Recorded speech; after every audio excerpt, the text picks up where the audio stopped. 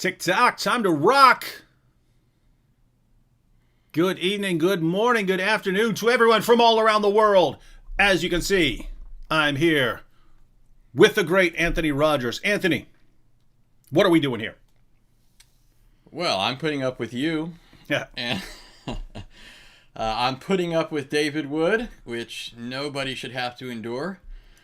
And you asking me what the topic of the show is? No. What are we doing here as in my house? Okay. So I came up to film some stuff with David. David has bomb equipment. I obviously have equipment that bombs. It doesn't produce bombs. So I had to come up here and do some videos because I think these are videos that deserve to have, quality. I want the lighting to be good. I want the... What are you laughing at? I'm laughing because you're trying to beat around the bush. You're not trying to tell people what you're talking about. Let me go ahead. See, I'll just blur it all out. I don't know. What debate do you have coming up in, let's say, September? Oh, okay. You want to drop the... We're dropping bombs here. That's what we do. Okay. That's what we do. Okay, so I'm excited. For years, I've wanted to engage Shabir Ali, who's been, he's a veteran. He's been debating for decades, and I've eagerly sought out opportunities to debate him in the past. That hasn't panned out. However, recently, Shabir himself contacted an organization that I do stuff with, George Saig, in California, and he actually asked to do 2 debates with me, one on Tawhid, one on the Trinity. And if you know anything about me, those are 2 issues that rivet my own attention. So I was all the more, anxious to do this. So I had already been thinking about producing a number of videos related to Tawhid, but was kind of holding off on those just because I didn't think, my equipment's not that great. So I thought I'm just going to I'm going to waste time producing videos that a lot of people aren't going to want to look at just because the sound might not be good, the lighting won't be good, and so that's why I'm here. So, just to recap, you're debating Shabir. What's the exact topic? Well, we don't have specific propositions or questions yet, but it's gonna be the Trinity and Tawhid, 2 separate Trinity and debates. Tawhid. So something on the concept of God. Yeah, 2 separate debates. And so you have been studying this topic for a while, and you decided to drop some videos. Yeah, so drop some videos. So you are here at D. Wood's house, the greatest production company of videos in the world, to put together some videos on the topic of Tawhid, which we'll be releasing soon, right? Yes. So you have a bunch of material on Tawhid, right? Yes. And so we were thinking, hey, since you're here, we're going to be recording, why not go live, give people a little taste before we release the videos, right? Get their mouths watering, a little taste of what's coming up in the videos, right? Does that sound about right? That's it. Now, a little side note here. First, Jeff Winston. Shout out to Jeff Winston for joining the Boom Squad. The Boom Squad. Everyone, those are channel memberships. You can check those out. You get some free emojis. We actually have another batch of emojis coming, ladies and gentlemen. I realize we're missing all kinds of emojis. We needed a sunglasses one. We needed one with our good friend Mo crying and things like that. So we have we're going to have another batch of those here coming up pretty soon. But you have all these people who are noticing. Linda Clark here says, Anthony, you're disappearing. You're losing weight? What's up with that? And Nate2D2 here. Has Anthony lost some weight? What's going on? I wondered if people would notice. Of course, that's the first thing I said to you, right? When I was here before, Anthony had this, last time I saw Anthony, which was just a few months ago, it was at EPS, that's November, he had this belly sticking out. He had this big dumb belly sticking out. And just like mine. And I showed up and he lost 30 pounds in 3 months? Yeah, so the backstory, and you knew why when you saw me, why I had lost all that weight, but you didn't expect it because I didn't tell you. But so several months ago, I was diagnosed with adult onset diabetes, so diabetes type 2, and I was told that I need to start exercising, eating right, and getting the right amount of sleep. And all of this, the background to why this all came about is quickly just that for decades I have had bad sleep habits. I have no trouble going to sleep, but I get more work done when I'm awake, and I love to get stuff done. So I've always just functioned on very little sleep, just so I could do more. And you know that because of my younger daughter's health situation, my wife had to, she used to only work part-time while I was going to school full-time and working full-time. She had to stop working, and then I had to pick up 2 more jobs. So I had 3 jobs while completing seminary, and so I got even less sleep. And then in the midst of that, my daughter's health issues related to food issues, so we can't have foods or smells in our house. So I was eating out a lot instead of preparing things in wiser ways because it was more convenient. So I was eating terribly, I was not sleeping much, and not exercising. I do a lot of reading, typing, all that kind of stuff. Anyways, doctor gave me the diagnosis, and so I said, I'm not going to give up my pasta as a good Italian, and I like my my Mexican food, tacos and all that. So I said, I'm going to beat this thing so I can return to normal eating. At least, this time I'd do it with, more moderation and so forth. But so I lost 30 pounds dieting and exercising. And extremely quick-like. So Anthony's got a good plan there. In fact, David and I went to the gym earlier today. Yep, I got totally shredded. Well, as you can see. What's cool is underneath this belly, there's actually still a lot of muscle underneath there. So if I crack down enough, then same thing go for that fat head. Yeah, no, that's the cool part, right? Some people need to lose weight and gain muscle. I just need to get the flab off, and then there's already muscle there, and then I'm already shredded. You know what I mean? But he knows I'm shredded. Check this comment out. This is a good comment right here to sort of lead into our topic right now. Radioactive says, the only subject Muslims debate on, Trinity and oneness of God, lol. Now, I've actually seen, for those of you who haven't been following debates, Muslim debaters now are even advising each other, saying, don't debate on anything else, just Trinity and oneness. Now, why on earth would that? Because, I would think, Anthony, if you were a Muslim, and you're trying to show that Islam is the one true religion, you would want to focus on 2 things, Muhammad and the Quran, showing that Muhammad is a prophet of God, and that way you should listen to him, and that the Quran is the word of God, and therefore you should obey the Quran. Why do you think, before we jump into the topic, and then which is going to be, then we're going to talk about the Trinity and oneness, why do you think Muslims would want to avoid debating Muhammad and the Quran? Well, so interestingly, Muslims believe that the Trinity is Christianity's Achilles heel. They think the doctrine has no foundation in Scripture, that it's a evolving view that doesn't come along until 3-4 centuries after the time of the apostles, and therefore also after the time of Christ. So they think it's Christianity's Achilles heel. They think, in contrast to the Trinity, Tawhid is simple, agreed upon by all Muslims, and it's a version of pure monotheism.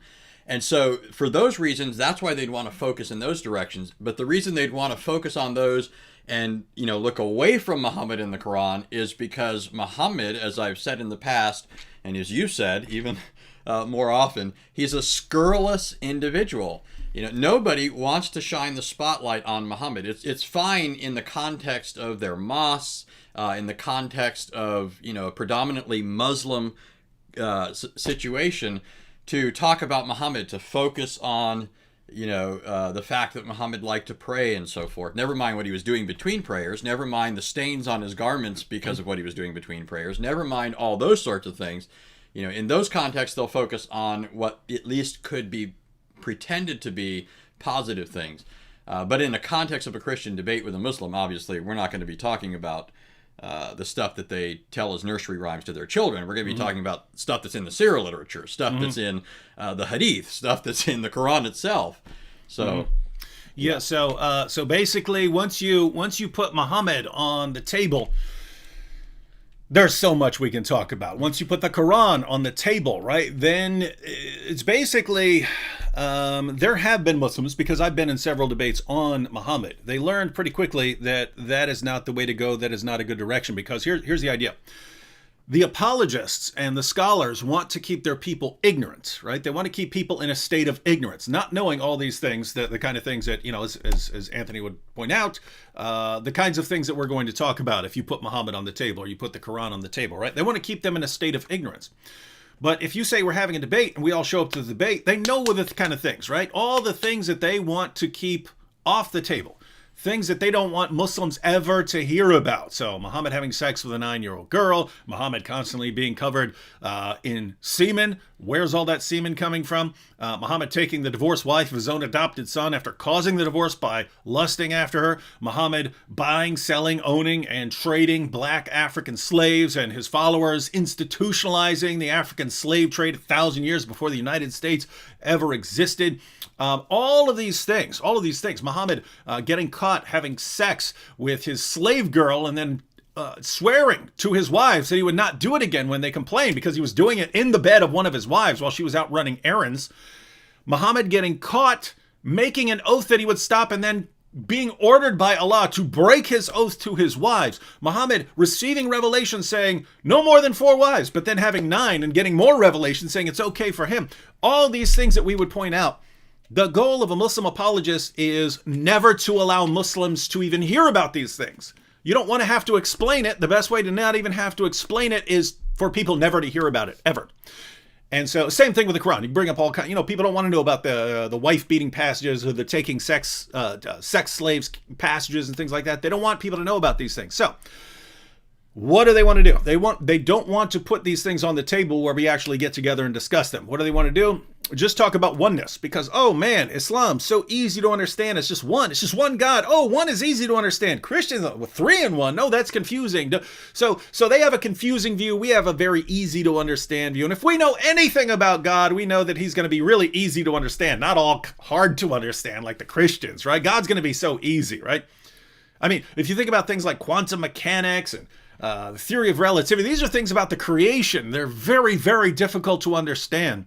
But the creator, he's going to be really, really easy to understand. So just keep that in mind, 1 and not that 3 in 1 confusing stuff. Trinity versus Tawhid. Only thing Muslim debaters now want to talk about. But guess what? If on their favorite topic, the one they're saying, ignore everything else, just focus on this one topic. If on this one topic, they actually have all kinds of problems with, and if it turns out that on this one topic, their favorite topic, they actually lose here, and if on this one topic, it turns out to not be the topic they want to go to because there are all kinds of problems, wow, think about this. If they say, we can't talk about any other topic in the world because we're going to lose, here's the one topic that we really, really like. If they lose on that one, wow. So that's why Anthony's here. That's why he's debating Shabir Ali. And that's why we're going to do a little live stream right now. So, Anthony, anything you want to say? Anything you want to say before we jump into our topic? No, let's do it. All right. So, Anthony, Tawhid means something along the lines of unification, right? Comes from a word meaning to unify, right? Now, that's interesting, by the way. U-N-I-F-Y. U-N-I-F-Y. That's unify, right? So, is this the simple oneness concept that every Muslim you run into thinks it is? Or is it actually paganism masquerading as monotheism? What do you think? Yeah, it's like a religious Mr. Potato Head. If you imagine back in the day when you got your Mr. Potato Head, right? I feel a video coming on. How do we not make a Mr. Potato Head video? But you know how they had different versions of Mr. Potato Head, right? And so once you'd collected more than one, you'd have pieces that went to different ones. Well, you take those different pieces and you can, basically that's what Muhammad did. He's got this amalgamated, concocted deity that's made up of disparate pieces from post-Christian apostate Talmudic Judaism, apocryphal Christian sources, Sabaeanism, Arianism. You've got all these things that Muhammad is just, grabbing, apparently uncritically. He doesn't realize that, this piece from here doesn't necessarily also agree with what's found in this other religion, and that he needs to then be very careful about what he's putting together, because then they're going to ultimately end up, jarring with one another. And so he ends up doing that in the Quran. And that's where you get, in fact, when you were mentioning all these things that Muhammad did, just sort of rolling out the dirty laundry there, one of the things I was thinking about is how often Muhammad had to revise his position. And a lot of people think, it's of course, Muslims think that Allah is teaching Muhammad as we go along. that this is wrong and that he needs to do this, or he needs to implement that, or he needs to speak more correctly here and so forth. But what's interesting is it's often the pagans, or more often than even the pagans, the Jews, who have to come along and say, hey, Muhammad, you got this wrong here. So as an example, you did this video years ago on Allah swearing by created things. Muhammad and his followers also used to swear by created things. Later, Muhammad outlawed the practice because it was contrary to Tawhid. But that's not because Allah said it was contrary to Tawhid. Allah didn't know it was contrary to Tawhid before Muhammad, and Muhammad didn't know it was contrary to Tawhid until a Jewish guy said, Muhammad, all you guys are a bunch of associators because you're swearing by created things. And so Muhammad changed the practice of swearing. So I do have a video that I'll be doing in this series where I talk about the huge problem this creates downstream, even after Muhammad's attempted corrections. But so you have all these things that Muhammad is mixing together to formulate his doctrine of God. And once we go in and we look at them and we get past those mantras in the Quran where it says, there's one God and he has no partners, he has no spouse, he has no offspring, hasn't taken a son. Once we get past those things and start looking at, the different things that he's throwing in here, we find out that all he's done is dressed up Arab paganism in the guise of monotheism and presented it as if it were pure monotheism. So he took a bunch of pagan nonsense and then just called it monotheism. Yeah. And now everyone who doesn't bother to actually look into this seriously, they just hear, oh, this is pure monotheism. Quick comment here from Diva Girl Love. She's our resident Muslim girl who keeps coming back to the show to defend Muhammad. And kind of doesn't work out very well for her very often. But we're going to go ahead and say, shout out to Ryan Johnson here for joining the Boom Squad, one of the people who keep the channel going and allow us to expand for. We got some awesome stuff coming up, do we not? We do. Do we not have some awesome stuff coming up, especially over these next few months? Anyway, Diva Girl Love here says the Jews. This is slightly off topic, but it's kind of on topic, and you've already been doing a series on this. But Diva Girl Love says the Jews have the same concept of God as the Muslims. How is that? So let me go ahead and flesh this out a little bit. How is it possible that Muslims would come up with the same concept of God as the Jews? Notice, ladies and gentlemen, even if they did, Muhammad knew Jews. He knew lots of Jews. So even if he had the same concept of God as the Jews, that shouldn't be surprising. He knew Jews. He constantly heard things from them, right? You might like to say, Muhammad had the same concept of paradise as certain Persians had, complete with houris, these eternal sex slaves and so on. How is it possible? Well, he knew them, right? So, and he's the greatest plagiarist in the history of prophethood, right? Muhammad is a massive, massive plagiarist. So even if he had the same concept of God, we know why he would have the same concept of God. But what do you think, Anthony? If we're talking about the concept of God that is revealed in the scriptures of the Jews, so the Torah, the prophets, and so on, is that the concept of God we find coming from Islam, Muhammad, and the Quran? Is it? No, absolutely not. In fact, first to deal with that, the Old Testament very clearly reveals a God who is multi-personal. From the very beginning, Scripture speaks of God creating all things by His Word and Spirit, and within that context even has God speaking in the plural, let us make man in our image. Now, it's interesting, and I don't want to go off too much on a rabbit trail, Muhammad himself overheard Jews reciting these sorts of things and picked this up and incorporated them into the Quran, and is part of an overall case that could be made that Muhammad is incorporating things, but they're alien to his system, right? Allah shouldn't be speaking in the plural in the Quran, not even if we pretend, and it is pretending, not even if we pretend that it's a plural of majesty. Right, because if Allah's absolutely one, then there's no reason that plural terms should be the best way of expressing His majesty. It should be using terms that are singular. But that's a side issue. In the Old Testament, there's no such thing in Hebrew as a plural of majesty with respect to verbs and pronouns and so forth. And in Genesis 1:26, when God says, "Let us make man in our image," it's the word "let us make" is a verb. And that's not the only time. It's just one of many instances. You find it in 3:22, 11:7. You find it in Isaiah 6:8. Over and over again, the God of the Bible speaks in the plural. Moreover, you have passages where there's personal interaction between divine persons.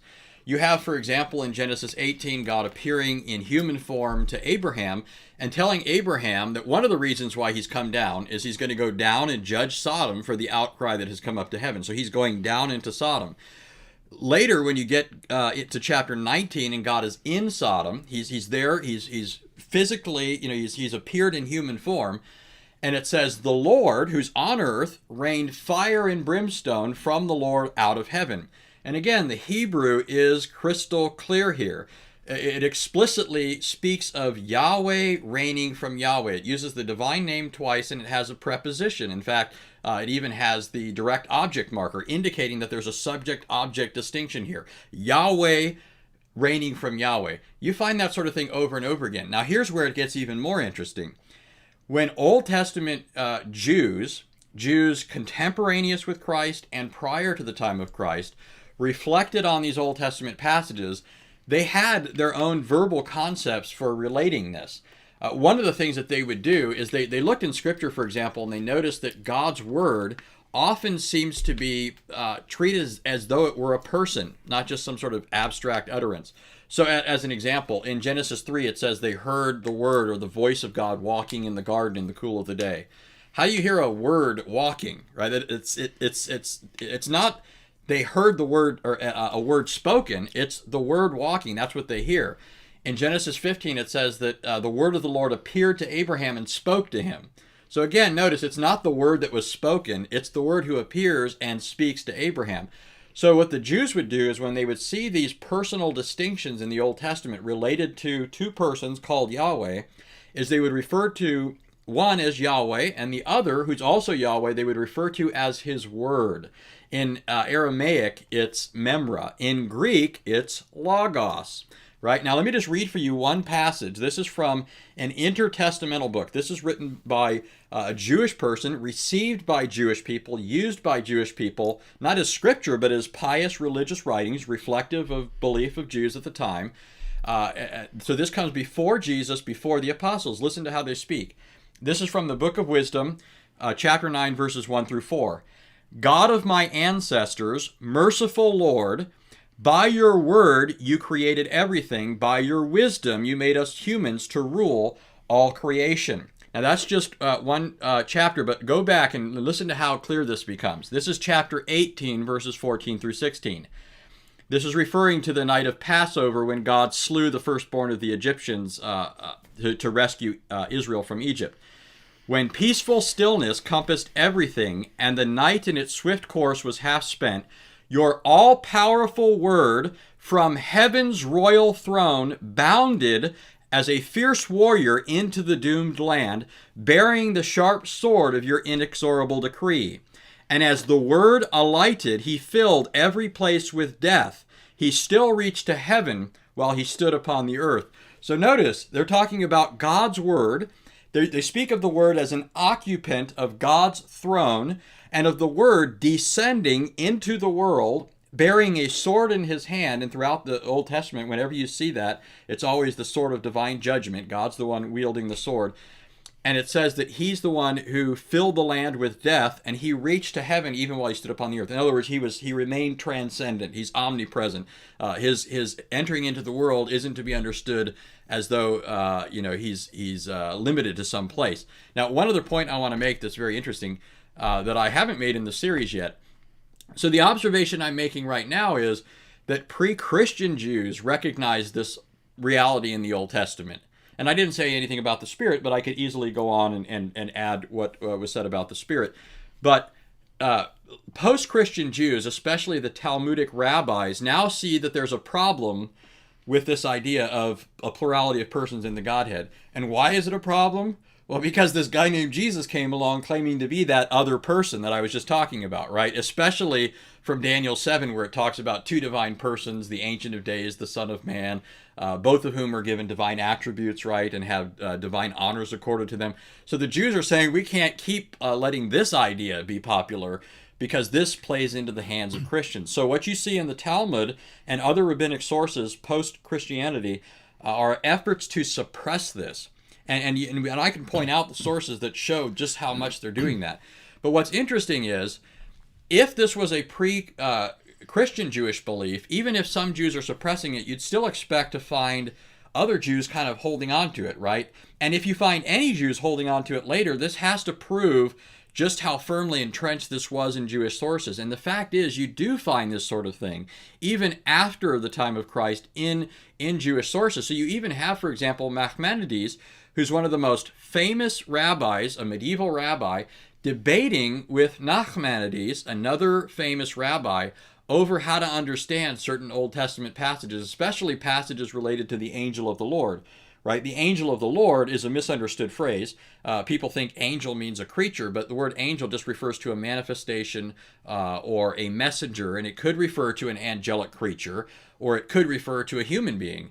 But it could also be used to refer to God himself. And repeatedly in the Old Testament, you have instances where it refers to God appearing in human form. So there were inner Trinitarian debates even after the time of Christ. And I'm just giving one example, the debate between Maimonides and Nachmanides. Many Jewish sources, even after the time of Christ, medieval Jewish sources, still continue to debate some of these issues. So just to, in short, the God that is revealed in the Old Testament before the time of Christ is multi-personal. Yes. And prior to the global spread of Christianity, you would find many Jewish scholars, many Jewish interpreters who would agree with that completely. Yeah. So Daniel Boyarin, for example, he's written some of the best stuff here, certainly not the only stuff. But he wrote a book called Borderlines, the Partition Between Judeo-Christianity. And he's written other things as well. He wrote a book called The Jewish Gospels, where he's arguing that basically the vision of the Father and the Son that you have in the New Testament is just right out of Old Testament things like Daniel 7. He's kind of an enigma because he's admitting that Christians have a basis for this stuff in the Old Testament and in Second Temple Judaism. Second Temple Judaism refers to the material we have from Jews during the time of the Second Temple, the temple that had been rebuilt after it was destroyed. So that was the temple standing at the time of Christ, the temple that Herod is trying to improve and renovate and so forth. We have sources from that time period. And so Boyarin even says things like, he'll talk about God and his memra, God and his word among Jews. He points to the Jewish Targums especially. The Targums are Jewish paraphrases of the Old Testament. And repeatedly, over and over, passages that Trinitarians point to today, you go back and you look at them and it says, Yahweh said to his word, or his word, it talks about praying to Yahweh's word. It talks about Yahweh's word saving them and being their Redeemer God. Mm-hmm. And so Boyarin, this is almost an exact quote. I have the quote in some of my articles, and I think I quoted it in a video before on this site. If people go back and watch the Trinity series, they'll see it in there. He says, there were a multitude of Jews throughout Palestine and the diaspora who held on to this version of monotheistic theology. He's referring to the belief in God and a distinct person, his memra, as a version of monotheistic theology. And he's saying it is monotheistic, it was Jewish. And so if we're going to argue with Christians, basically, we're going to have to do something better than just simply try and misunderstand it, say, as belief in three gods, or even worse, he could probably even go further and say we're going to have to do something better than say it's the belief in the Father, the Mother, and the Son, right? So like somebody. So there, in short, the God who is revealed in Jewish scripture is multi-personal. There would have been plenty of Jews who would have acknowledged that, but after the global spread of Christianity, the rabbis started trying to distance themselves from that, and so that's when they sort of started to really try to avoid the idea that God is multi-personal. And the problem with that is we can go right back to their scriptures, right back to their commentators, right back to the Targums, and see that when The Apostle John said, in the beginning was the Word was with God, and the Word was God. So the Word was God and yet was with God. A first century Jew would have said, yep, sounds right. Yeah. Right? And we know that from their sources. And so to make one connection now, which Jewish group is Muhammad agreeing with? And which group are Christians agreeing with? Mm-hmm. Christians are in agreement with, fundamental agreement with, the Jews who were earlier and entrenched in the Old Testament scriptures. And in fact, let me give you an interesting New Testament example that shows Jews understood this. Mm-hmm. People read right over this. What was the question that the high priest asked Jesus, and what does it assume? Are you the Christ, the Son of the living God? Yeah. No. Are you the Christ, the Son of the living God? Notice the high priest doesn't say, are you saying God has a son? Far be it from, the heavens almost burst and tear asunder at the thought, right? The high priest is saying, are you him? Are you that one? And then Jesus, he doesn't say, no, God doesn't have a son. He doesn't say God isn't beget, neither is he begotten. He says, I am. And you'll see the Son of Man, this goes back to that Son of Man passage, seated at the right hand of the power and coming on the clouds of heaven. So here is the high priest, who of all people would have understood the Old Testament scriptures, assuming the very view that the later rabbis suppressed, that Muslims came along and agreed with, that Muhammad agreed with, right? Precisely because, like the Jews, they're rejecting Christ's claim as blasphemous. But the difference is, while the Jews in the first century are rejecting Jesus' claim to be that person as blasphemous, they didn't deny the reality of a distinction of persons. It's just this idea that you're him is intolerable to us. So, in the Old Testament revelation, God is multi-personal. Yes. Christians come along and say, yes, God is multi-personal, and Jesus is one of those persons, right? Jesus is one of those persons, and then as that spreads, you have Jewish rabbis who want to distance themselves from Christianity, so they say, no, God's not multi-personal. And so Muslims today agree with that, which is a reaction to the message of Jesus, right? So Muslims today are saying, you see, the Jews are just like us, when the Judaism they're talking about is a reaction to Christianity meant to avoid the claims of Christ and say that the claims of Christ are false. And that's what we're stuck with. Anyway, all right, so we're going to get back to our topic now. By the way, Anthony has a series on the Trinity in the Old Testament. So if you type in Trinity in the Old Testament, that series will pop up. Charles Dickens said, in short, Diva Girl is wrong again. Just ban that troll. No, Charles Dickens, we don't want to ban Diva Girl Love because she is serving the Almighty right now, right? She's serving in one of two ways. She's either being drawn by the Spirit to hear the claims that she's been taught all her life refuted so that she can come to Christ, or even if she's never going to come to Christ, she keeps showing what Islam does to people, what Islam does to people's minds, and how Islam is designed to keep people from the truth. And she keeps just allowing us to refute the same old standard common Muslim objections that are so easy to refute. So this one's quick, and then we'll go back to our topic, but she followed up with this one when you were talking about God revealing himself in the plural. So Allah, it's plural of majesty, not plural of number. Elohim is plural of majesty in the Bible as well. So why does God refer to himself as in the plural pronouns, we, us, things like that? Diva Girl Love says it's the plural of majesty. Notice what she just granted, ladies and gentlemen, because she just granted that the God she believes in is an inferior deity, not as majestic as the God of the Bible. How so? Well, think about this. The very idea of the plural of majesty is that it's greater and more majestic to be plural than to be completely singular, right? That's the idea. Why wouldn't, if the greatest thing you can be is a Unitarian monad, why wouldn't I be the greatest thing you could possibly be? The idea of the plural of majesty is that it's even greater to be a we, to be an us. That's the idea of the plural of majesty. So Diva Girl Love's claim is that Allah is just a singular Unitarian monad, but he realizes it would be greater to refer to himself in the plural, because he would be even greater if he said we.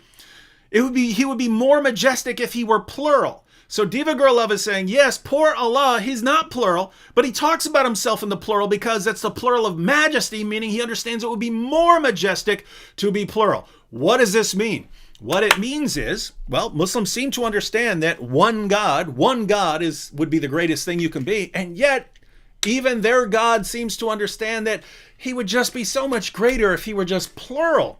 So the oneness is important, but the plurality is important. What does this mean? According to Diva Girl Love herself, the greatest God imaginable, the greatest God possible, would be a God who's one in one way, but more than one in another way. A God who is one and yet in some way plural, and therefore as majestic as possible. And so, if the God of the Bible is like that, if the God of the Bible is one in one way, more than one in another way, then the God of the Bible, according to Diva Girl Love and according to her own book and according to her own religion, the God of the Bible must be greater than that puny God Allah. All right, Anthony. So that all by itself completely undermines the whole idea. But it's so much worse, right? First of all, let me quote for you a scholar. This is a Muslim scholar, an Arabic scholar named M.A.S. Abdel Halim. This is in a reputable, peer-reviewed journal. It's an article on iltifat, which refers to certain rhetorical things that you find in the Quran, such as these weird shifts, these pronominal shifts where Allah is speaking in the first person and then suddenly switches to the third person and switches from the singular to the plural. I mean, there's just, when you read the Quran, it seems very confusing. Who in the world is talking here? Muslims say it's Allah, but often, within the space of the same sentence, it switches from a first-person speaker to somebody referring to the speaker. Mm-hmm. So it's very odd, and Muslims, they have to say, this is just beautiful, right? Who else does this? And, I've been to a presentation by a scholar who's trying to, and the reason he switches right here is because he's trying to change the emphasis to which is just beautiful. Well, it's anyways, perfect. So in an article on this rhetorical device, M.A.S. Abdel Halim, he's a Muslim, he's an Arabic scholar. This is what he says about the plural of majesty. He says, it should be pointed out that in pre-Islamic literature and during the time of the revelation of the Quran, pronouns do not appear to have been used as indicative of status. They did not change with social status, and the plural of majesty in particular does not appear to have been used by or for addressing or referring to kings or chiefs. The Prophet and his earliest successors did not use it for themselves, nor in their letters to address kings or governors. Now, so what Halim has to do now is say this is introduced in the Quran. But now here's the problem. If this is not just a part of Arabic, understanding, this is a literary convention that we have in our language, and it's introduced in the Quran, well, nobody's going to know what it means then unless what? Unless Muhammad or Allah explain it. Now, remember what I suggested a moment ago. I suggested that Muhammad overhears Jews and Christians saying things, and he picks them up, like crumbs off a table or like a dog picks up fleas, right? He picks these things up, and then he says them only later to find out, oh gosh, I blew it. I better get a new revelation from Allah or come up with some clever excuse to explain this. Well, so guess what happens? The good old Christians in Najran. These guys we got to do stuff on the Christians in Najran because they end up undermining so many things for Muhammad. It's not even funny. If you read the Sirah literature and other literature, there's a time about a year before Muhammad dies, where he's now in Medina, he's conquering Arabia, and people are going out doing dawah, spreading Muhammad's message. They're reciting the Quran in different parts of the Arabia, and what happens then is a group of Christians from Najran, which is in southern Arabia. They send a delegation of prominent theologians and so forth up to Muhammad to have a discussion with him over the content of his revelations. And they asked Muhammad a series of questions about Jesus and all sorts of good stuff. But one of the things they asked Muhammad is, if Allah is absolutely one, why does he speak in the plural? Why does he say, we decreed instead of I created? Now notice something. These are Arab Christians. They're they speak Arabic. You know, they're Christians, but they're Arabs. They live in Arabia. They speak Arabic. They're talking to Muhammad. Arabic was their language. They don't come to Muhammad and say, oh, plural of majesty, plural of majesty. They say, what gives? Your God is only one. Why does he speak in the plural? Now, what should Muhammad have said in reply? Now, remember, there's a bunch of questions that Muhammad gets besides this. Muhammad should have said plural of majesty. Allah came up with his own convention of speech here, just like Allah, banters back and forth between, whether he's speaking first or third person, singular or plural. Well, instead of replying, we're told that Muhammad goes silent. He goes silent. He doesn't answer them. He doesn't have an answer. What happens is the next day, Muhammad got a revelation. Right, so at first he goes silent. That means Muhammad does not have an answer at this point. He got stumped. They stumped him. So this proves, whether you want to say that he really gets a revelation later or not, this proves my point that Muhammad was uttering these things and did not understand what they meant. Okay, so what happens then is we're told Allah gives him a revelation, and that revelation consists of the first 80 verses of Surah 3, Surah Al-Imran. Now, if you look in Surah 3, you can find certain things that look like they're intended to be responses to some of the questions of the Christians of Najran. But the only thing that comes close to addressing some of their questions is the excuse verse, right? The great excuse clause, verse 7, right? Surah 3, verse 7, this is what it says. There are some things, now you got to remember here, this is beautiful. Throughout the Quran, Muhammad keeps saying, this is clear, this is clear, this is clear Arabic. This book is exhaustively detailed. It explains everything. There's no ambiguity in this book. It removes doubt, right? Like the doubt of the Jews and the Christians. This book comes and explains it all, and it does so clearly. Well, now all of a sudden, this is the last year of Muhammad's life, which means it's coming towards the end of the period of revelation. So all these other surahs had been saying, it's clear, it's clear, it's clear, it's clear. Now all of a sudden, Allah speaks with a forked tongue. This is not the first time Allah does that, right? But this is, on this issue now, Allah says there's some verses in the Quran that are clear. Then there are other verses in the Quran that are unclear. And this is really important because a lot of Muslims try and move the punctuation here. Mm-hmm. If you look in the standard Egyptian Quran, this is how it reads. The Egyptian text, it says, none understand their meaning, that is of the unclear verses, except Allah. And then there's a period.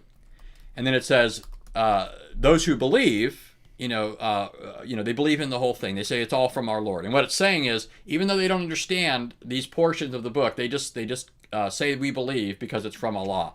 And it says those who try and understand the meaning of the unclear verses have a diseased heart, and they're seeking fitna or unrest or trying to cause strife. So here's Muhammad's grand answer to why does Allah speak in the plural. First, I have no clue. Second, Allah says these verses are unclear. And those of you who are trying to make me explain them, it's because you've got diseased hearts. You're pursuing fitna, right? So what does that mean? It means that all these Muslims who come around confidently saying plural of majesty have one-upped Muhammad and Allah, pretending to know what Muhammad didn't know, and what Allah refused to reveal, and I suspect didn't reveal because he didn't know. He didn't have any clue. He's not the true God, right? He's just Muhammad's sock puppet or whatever. The fact is, this, and there's so many more problems with this. I could go on for days, and I don't know if people know this. I have a 5-part series on answering Islam.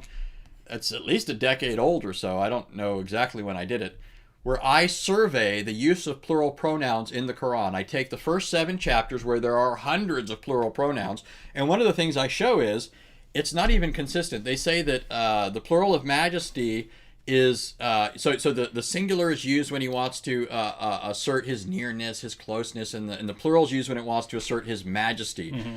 But when you look at the verses, the content of the verses are exactly opposite in many cases. Sometimes he uses the plural when he's expressing his intimacy and his nearness, and he uses the singular when he wants to stress his majestic nature and power. So it's not even consistent with Quranic usage. So anyways, it's a mess. It's miserably bad as far as an argument. Muhammad was not a prophet. He didn't even know what he was saying when he said it, and he then had to learn that that Allah sometimes fell short. Gabriel didn't even know what to say at that point, right? Jibril, the fake Jibril, not the real one. All right, so I think the score is Diva Girl Love 0. Everyone else 187. Oh, and by the way, Over the course of these, what? I didn't even read the whole statement. She said Allah is plural of majesty, not plural of number. Elohim is plural of majesty. I have not in this entire discussion been talking about Elohim. Mm-hmm. Elohim is a noun, which is technically plural, but it's used with a singular import. And that's interesting, and there's something more that could be said about all that. But, for example, in Genesis 1:1, it says, Bereshit bara Elohim.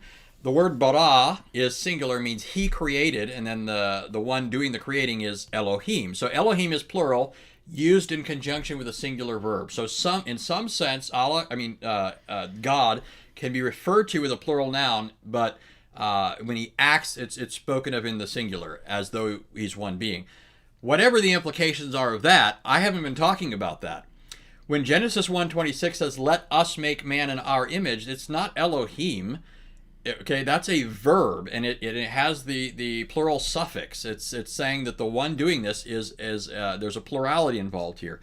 So I haven't been talking about Elohim. I'm talking about the verb in Genesis 1:26, and not just the verb. There's a noun there too, and it says in our image. Our image is plural as well, but it's a different kind of noun, not a proper noun.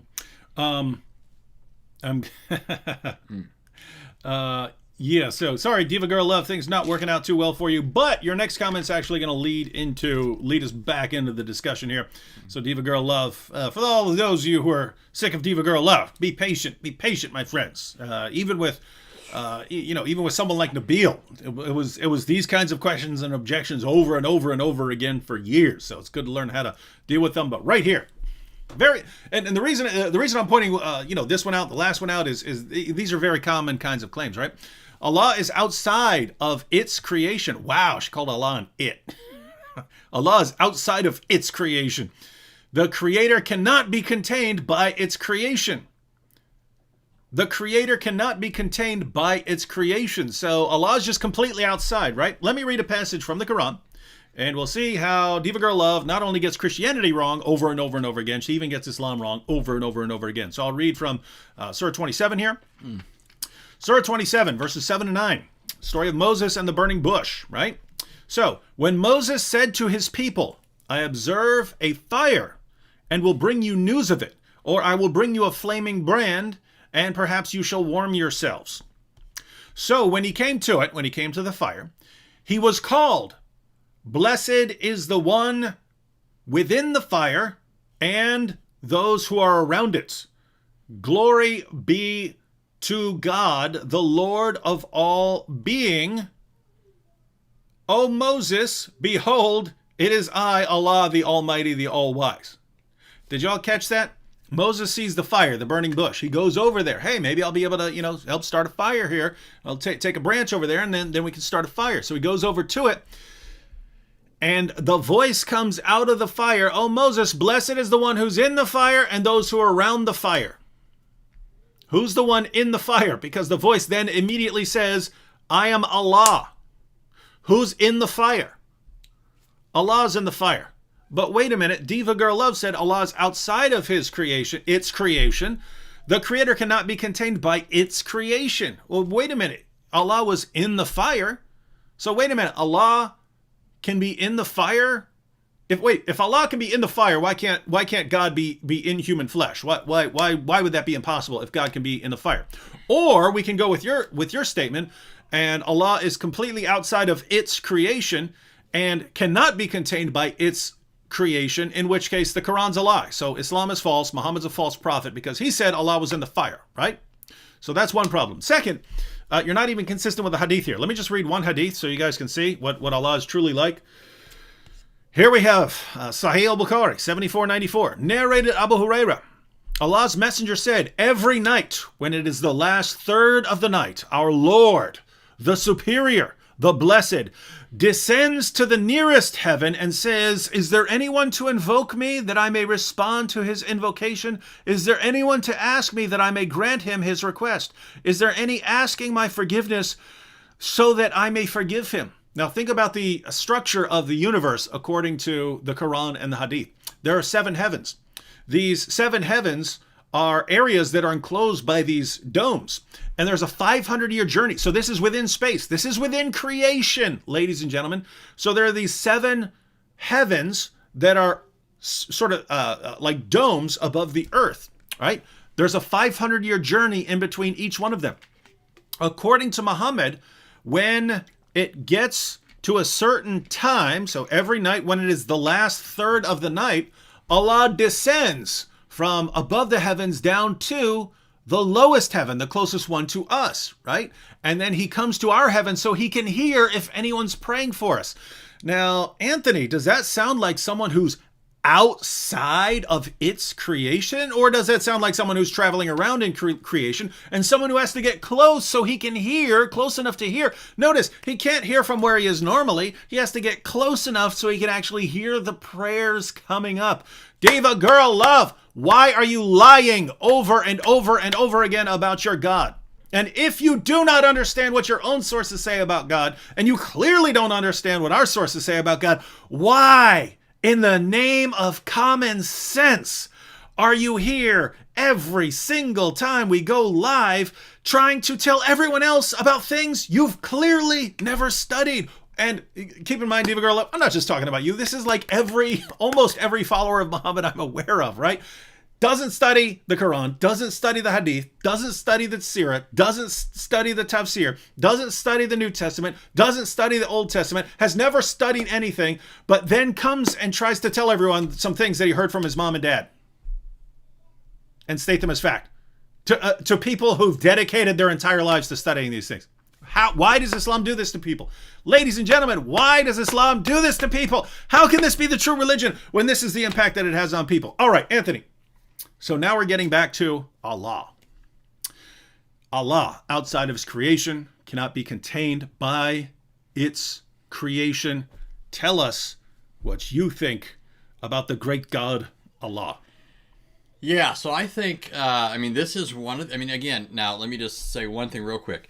One of the things that Muslims will sometimes say in response to the hadith that you read and the passage from, there's great controversy here among Muslims, right? And this just proves part of the point that we've already sort of broached at the beginning when we said Muslims claim their doctrine of God is simple. That's why they think going after the Trinity makes sense, because they can, with some apparent plausibility, show that it involves things that go beyond some of our ability to fully comprehend, right? We're not talking about something being irrational or contradictory by any stretch, but merely that God, the true God, is necessarily going to be greater than we are, and therefore, our finite minds are going to be stretched to the breaking point, right? Anyway, but Muslim scholars will react to this sort of thing and say, bila khaif, right? Which means without saying how. Mm-hmm.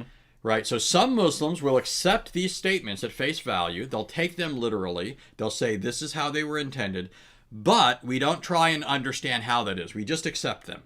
Right? Then there are other Muslims that try and explain them away. And of course, that's problematic because Allah is supposed to be speaking clearly. It'd be one thing if Allah was just, speaking normally like everybody else, and sometimes the words need, interpretation and all that. But he's claiming to be so clear, no interpretation really necessary here, right? And then besides that, he's not really speaking clearly, because at the end of the day, he has to say there's so much here that's unclear that, by the way, I didn't say this with Surah 3:7. When Allah says some things are hard to understand, unclear, if this is in response to the plural pronouns, notice this is found hundreds upon hundreds upon hundreds of times in the Quran.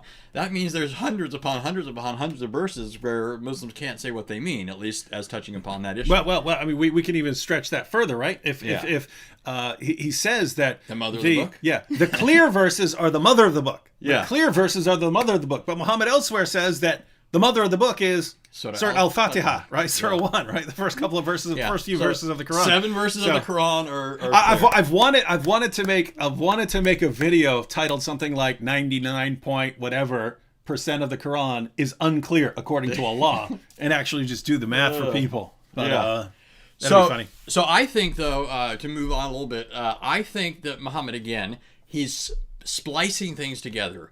So on the one hand, he does think of Allah as finite, as indicated in the passages that David is citing, both from the Quran, Surah 27, and the Hadith, the Hadith of Descent. That's what it's called in Islamic circles, the Hadith of Descent. he's taking these things, but they do stand in tension to other things that he says in the Quran, because there are times in the Quran when he seems to suggest that Allah is outside the world and confined to heaven, if you will. He's atop a throne, and that's why he's got all these angelic intermediaries. They've got to do his bidding. That's why Gabriel has to go to Muhammad, because what does Muhammad say in the Quran? It's not fitting for Allah to speak with anyone except from behind a veil or, by mediaries or whatever, mediators, angels, prophets. And so there is some sense in which Muhammad seemed to not like this idea. But then in another sense, because he's borrowing stuff from Jews and Christians, like God speaking to Moses from the burning bush, then later, people are going to bring these things together and say, what gives? How do you put these things together? But here's the problem. If you want to try and explain certain things away and latch on to one strain of Muhammad's teachings, namely the idea that Allah is transcendent, can't enter into creation. If you want to say that, so Allah can't speak directly to people, he can't speak directly to Muhammad, the question becomes, how then does Muhammad get a revelation from Allah? Wait, let me ask Diva, actually. If Diva's still here, let me ask you a question, Diva. Why are you picking on Diva? Come on. If you just went off on poor girl for... No, David was saying this for your good. I should point that out. We mean these things earnestly. And others who are in the same shoes as you, Diva. These are issues of life and death. You're following a false prophet who taught you wrong beliefs about God, and you need to repent and turn to Christ. So this is why we're saying these things. Why, if Allah can't enter into his creation, then how does Muhammad get a revelation from Allah? Now I know other people are going to be tempted to respond here, but I'm interested in Diva. I mean, we know the answer, Diva. Should I wait or just push on? The answer will be, inevitably, that it's Gabriel who brings the revelation to Muhammad. So that doesn't prove Allah enters into creation, does it? Right? Gabriel, who's a creature, who's in time, he brings it to Muhammad, another creature.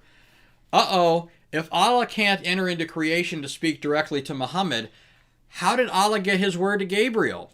You see, Gabriel is not a solution. Gabriel's in the same boat as Muhammad.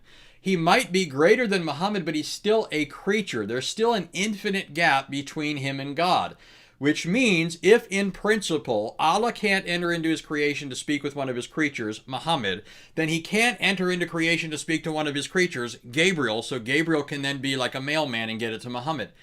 If that's your principle, then you've not simply undermined something like the incarnation. You've completely wiped out your entire religion. Your entire religion is being purveyed by a man who couldn't have possibly received God's revelation because your God can't enter into creation, not even to speak to Gabriel. This is kind of funny here. So Akil said, I think Muhammad Hijab or other debaters need to teach them a lesson again. And it took only the second comment from that to point out the obvious. Richard replied, Allah prays for and not to the prophet.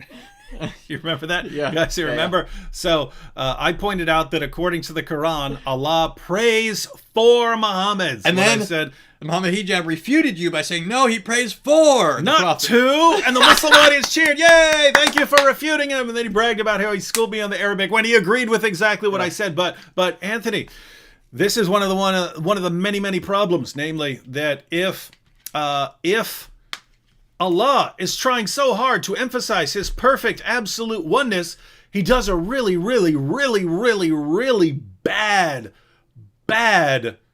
job of it, right? He does a real bad job of it because there is some plurality all over the place in the Muslim sources. So, what do you think here? Oh, by the way, Noelle said she thinks Diva Girl Love is actually Sam Shamoun. And I would say that actually fits. That'd be funny. I would say that actually fits because they both seem to need attention in the same way, right? They both seem to try to gather all the attention for David themselves. said it, Sam. But Anthony's agreeing with me. Anthony's totally agreeing with me. All right. PTV in the super chat said, it's very important to talk to you, David. Please advise. If you send me a message and it's something easy, I have no problem responding to those sometimes when I'm checking messages. But PTV, very, very busy, nonstop.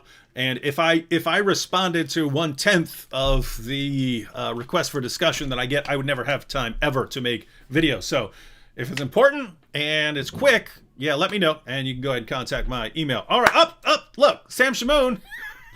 Sam Shamoun had to go open his pie hole. We just said it. I just said he's just like Diva Girl Love. And what's he do? He comes in here looking for attention. That means he was trolling the entire time. Wait a minute. How can this be? This can't be a coincidence. Sam Shamoun is here, and we don't hear from Sam. We only keep hearing from Diva Girl Love until we start thinking that Diva Girl Love might actually be Sam Shamoun. And then all of a sudden, Sam Shamoun, who was supposedly quiet while watching.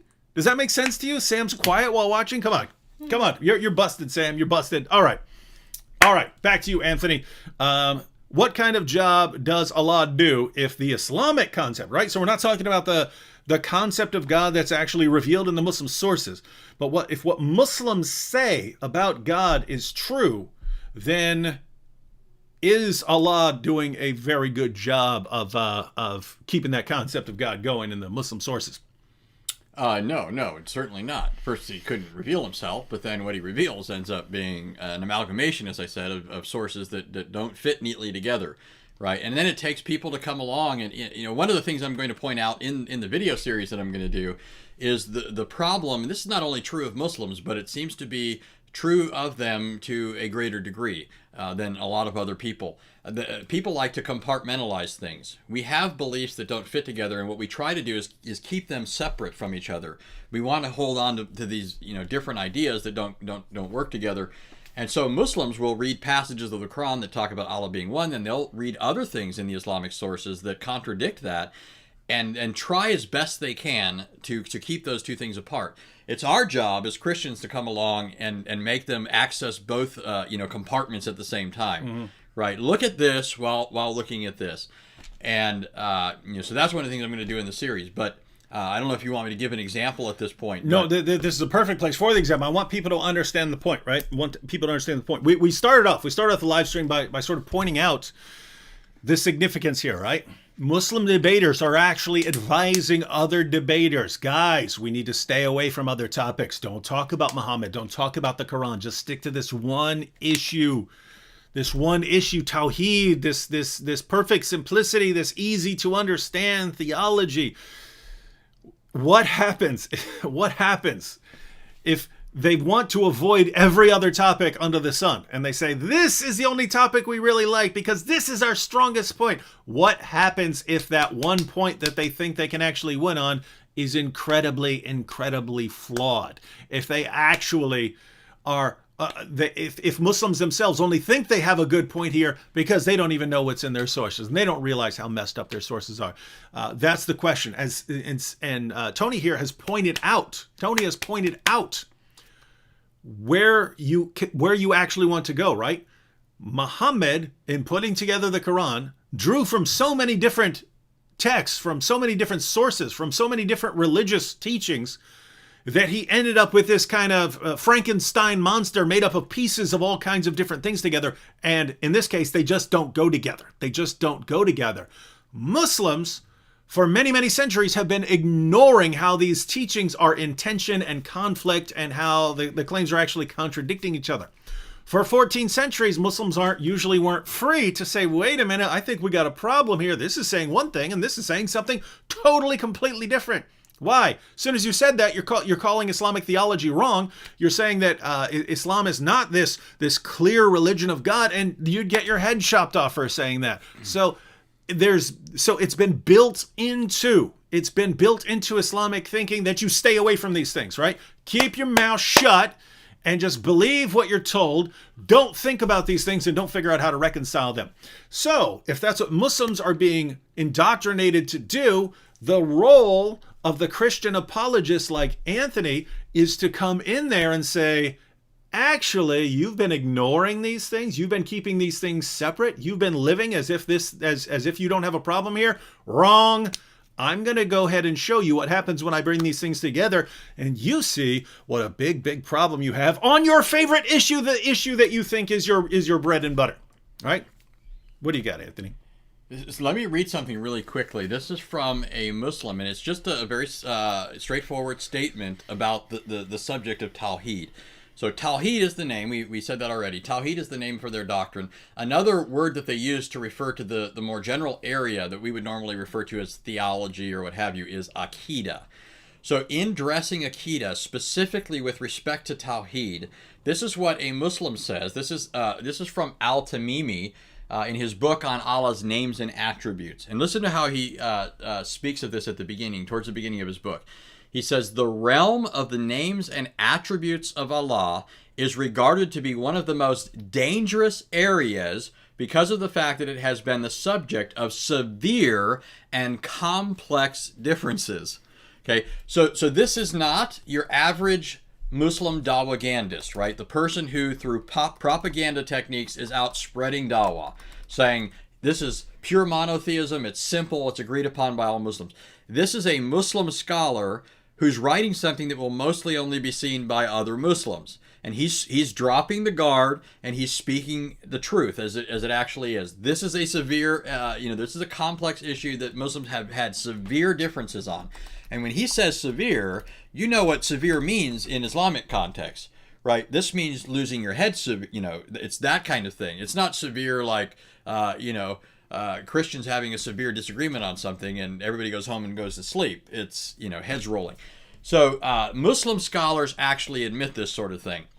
Now, what's also interesting is just sort of a segue into this. If one of the things when you start studying this whole area that's so problematic in Islam is to notice that the whole thing was kicked off by Christians exposing this, right? If you go pick up, and a lot of scholars point this out, and this is one of the things I've really been working on lately. I've decided, you know what, Christians haven't only been dealing with Muslims in the last 100 years, right? Christians were interacting with Muslims throughout the past 1400 years. Mm-hmm. So maybe I ought to go back and read what all these Christians have been saying to Muslims and look at how the Muslims have responded and so forth. Maybe there's something that we've forgotten. Maybe there's something in all of this. And one of the things that I did actually with you when we were at ETS one year, I picked up a book on John of Damascus, and ever since then, that just kicked everything off. I've been reading a bunch of other medieval Christians responding to Muslims. But the reason John of Damascus is so significant is because John of Damascus is writing he's born in the 7th century, he lives in the 8th century. So we're talking not long after Muhammad, right? But not long after Muhammad, it's about 100 years when he's writing. But this also means long time before most of the Islamic sources. Most people don't know that the Islamic sources, most of them are actually later. They're later than John of Damascus. So John of Damascus precedes the Sirah literature of Ibn Yitzhak, in particular because it has a recension from Ibn Hisham. It precedes Bukhari. It precedes Sahih Muslim. It precedes these works. So John of Damascus is one of our earliest witnesses on Islam. And it's very revealing on a number of levels. I would encourage people to go read John of Damascus. But here's a perceptive thing that John of Damascus asked, and this just opens up the whole history of controversy in Islam. This point is pointed out by scholars. The whole controversy among Muslims is John kicks it off. So John asks a question about Christ in light of the fact that in the Quran he's called the Word of Allah. Right? Now, we've already talked about the background to this concept in the Jewish and Christian scriptures and in pre-Christian Jewish writings. We've shown that in the Old Testament, pre-Christian Judaism, and in the Christian scriptures, the concept of God's Word in the absolute sense refers to a divine person, a member of the Godhead, distinct from another or other persons. So that was a thoroughly grounded Old Testament Jewish and Christian concept. We've also talked about how Muhammad would often overhear things and pick them up and then inadvertently, unwittingly incorporate them into the Quran, only later to find out he made a mistake, right? Well, here we have another example. Muhammad calls Jesus the Word of Allah. So John of Damascus comes along and he says, even in your book, Jesus is called Allah's word. Now, the early Muslims, not the later Muslims, I'm not talking about now what's the popular argument. That's not going to work either. But the earliest Muslims, their initial response was to say that Jesus is Allah's word. They accepted the Quranic statement because it's clearly a title in the Quran, right? They said he was created. So John of Damascus makes this great comment. He says, if you say that God's word, which otherwise ought to inhere in him, be an essential aspect of his nature, if you divorce it from God, you have in effect mutilated him and turned him into a mute idol. Right? You've divorced God from his word and wisdom, because the two concepts are basically the same. And now you've turned your God into a dumb idol, right?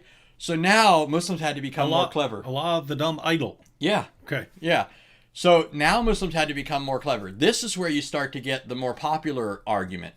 Now, for example, Ahmed ibn Hanbal, who comes along later, he starts to respond to this and other Muslims after him by saying Jesus isn't Allah's word. So now he's denying the way it reads in the Quran. What Allah really means is that Jesus was created by Allah's word be. Right? Now, there's so much more here, but he says Jesus is created by Allah's word be. But now, I'm not going to go into all the stuff that we can say in response to this. We could say some. maybe you will, but here's what I want to observe. This does not solve the problem, right? This relocates the problem. Because now if Jesus is a creation of Allah's word be, now we got to ask the question about that word. Is that word essential to God, or is it something other than him? And this is what opens up the whole area of controversy among Muslims.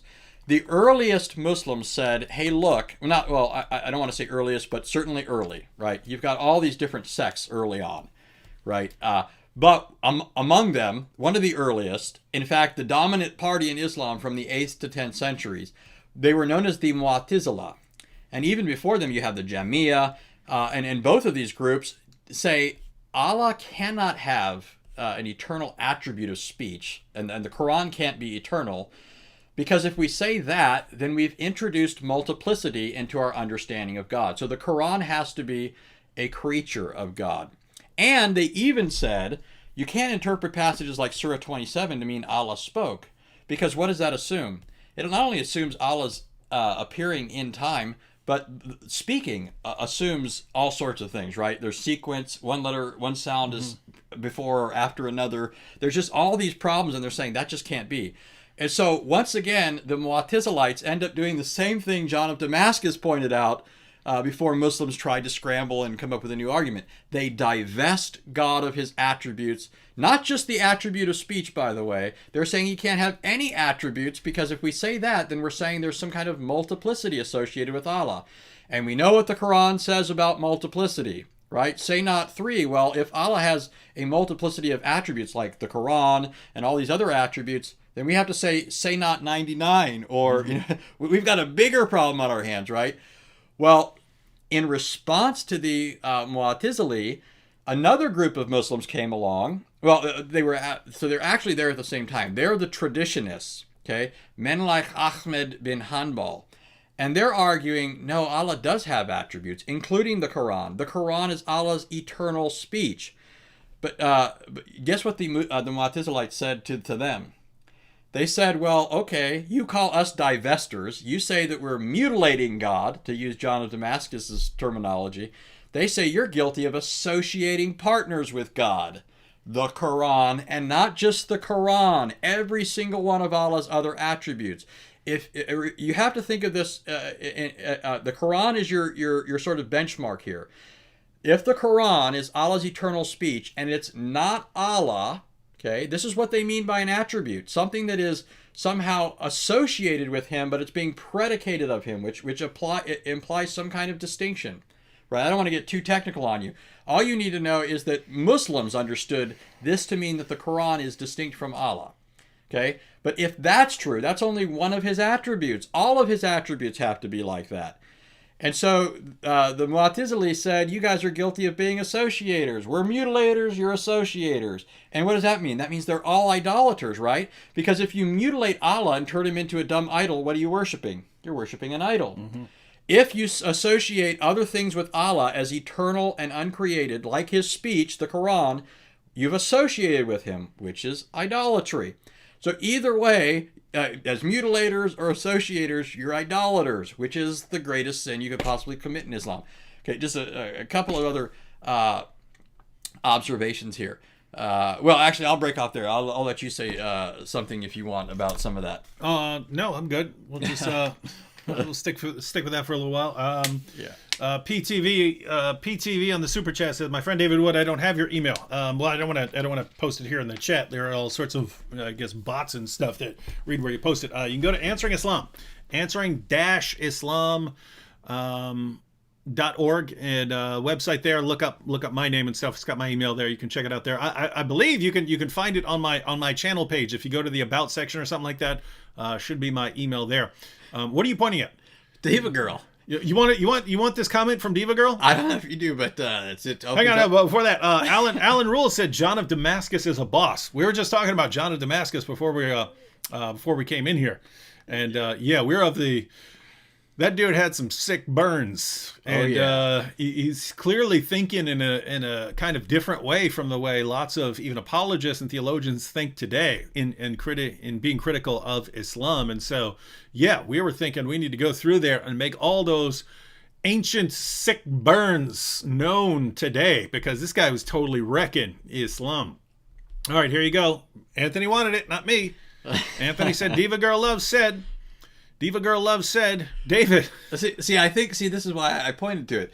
Even though it's off topic, I think this is kind of like the last-ditch effort, right? When you interact with Mormons and you've got their backs to the wall, you know what they say? They stop trying to reason and present arguments or whatever. They say, "I had a burning in the bosom," right? When you talk to a Mormon, a Jehovah's Witness, you got their backs to the wall. They basically, flee back to their organization. The organization told us, and I'm not going to talk to you. You're apostate, or you're attacking the organization, or whatever. The Muslim, when their backs to the wall, they say, the Quran. The Quran is the great proof. So no matter what we've said here, she's going to sort of just bankroll all her faith on this idea that the Quran is a miracle, and therefore she doesn't have to listen to us. And it's the dumbest thing ever. Shout out to Primus81 in the super chat. But Diva Girl Love. All right, let's go through this quickly. All right? Now here's what I find amazing, Anthony. We weren't going to talk about this. We're going to talk about completely different things. And then the Muslim will actually be bringing something up and force us to show how dumb this argument is. We weren't going to make fun of this.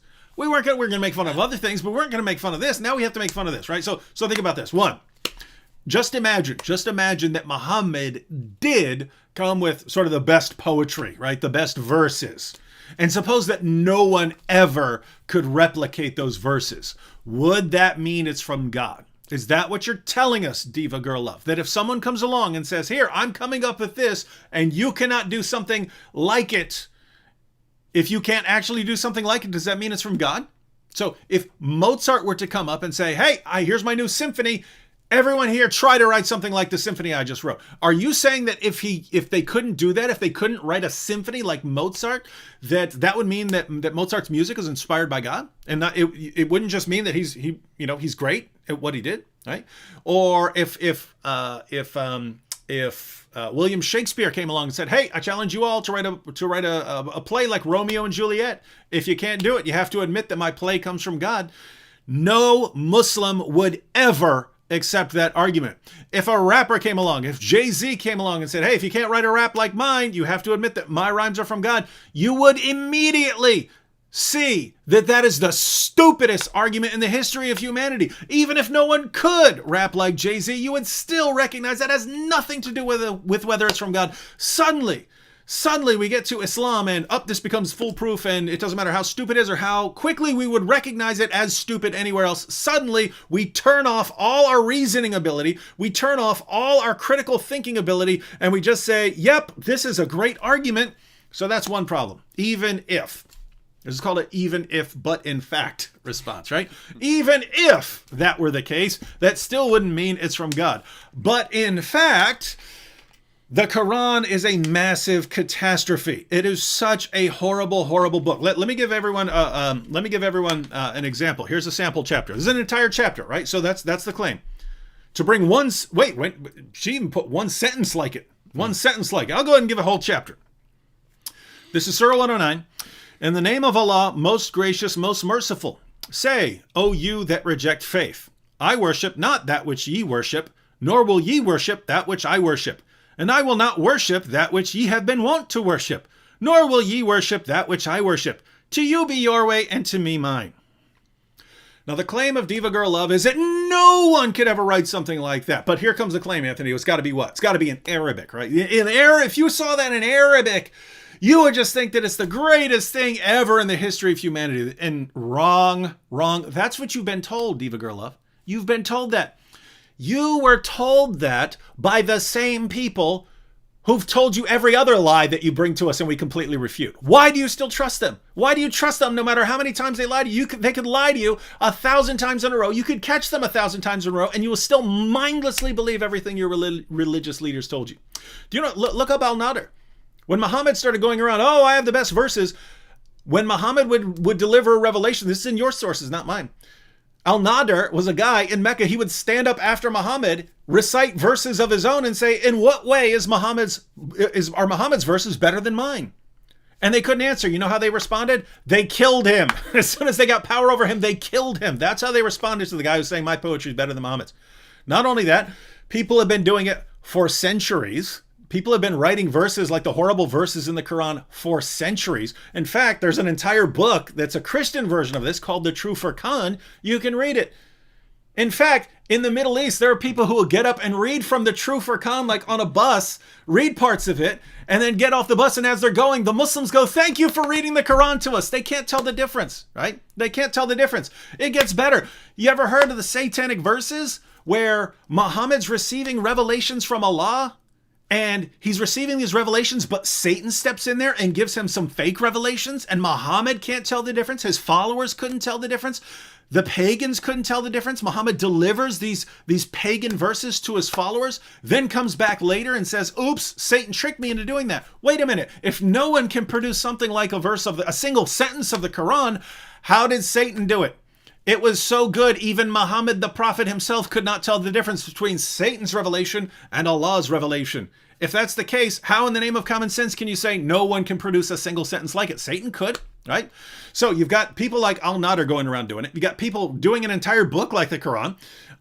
You've got Satan could certainly do it. You have the fact that it's the stupidest argument in the history of humanity. You have the fact that if you actually look at the Quran, you realize this is like the worst written book ever, right? I ask Muslims, what does Allah mean when he says fight those who do not believe in Allah? Oh, he means only fight in self-defense. So wait a minute, Allah can't say what he means? What does Allah mean when he says, if your wife gets out of line, give her a warning, banish her to a separate bed, and beat her until she obeys you? What's he mean there? Oh, he means tap her lightly with a toothbrush. Well, if he means tap her lightly with a toothbrush, why didn't he say tap her lightly with a toothbrush? Why does Allah say things over and over again that he doesn't mean? Is that what you mean by a great book? Right? Because anyone can write better than that, right? Anyone can write a book and say, this is what I actually mean in my book.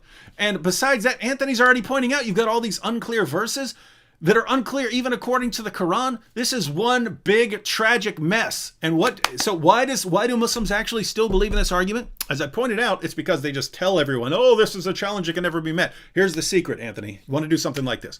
Here's the secret.